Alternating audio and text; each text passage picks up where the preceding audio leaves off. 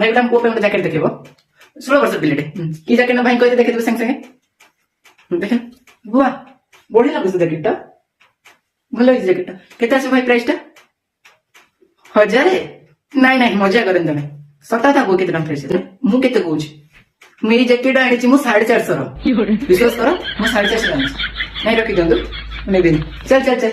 ମୁଁ କେତେ ଦୋକାନ ଛାଡି ତମ ଦୋକାନକୁ ଆସି ନବା ପାଇଁ ତମେ ଦେଖିଲେ ସେଇ ଜାଗାକୁ ଏତେ ରେଟ୍ କହୁଛ ନାଇଁ ନାଇଁ ଥାଉ ରଖିଦିଅନ୍ତୁ ରଖିଦିଅନ୍ତୁ ଚାଲ ଆରେ ସେଇ ଜାଗାଟା ମୁଁ ଲାଗି ସେଇ ଜାଗାଟା ମୁଁ ନେଇକି ଯିବି ଏତେ ରେଟ୍ କହୁଛନ୍ତି କି ନେଇ ନେବୁ ମୁଁ 450 ସେଇ ଜାଗାରେ ଆଣିଛି ତାଙ୍କ ଦୋକାନ ମୁଁ ଆସୁଛି ବୋଲି ସବୁବେଳେ ନେଇକି ଆସିଛି ଦେଖିଲେ ସେମାନେ ରେଟ୍ କାଟୁନାହାନ୍ତି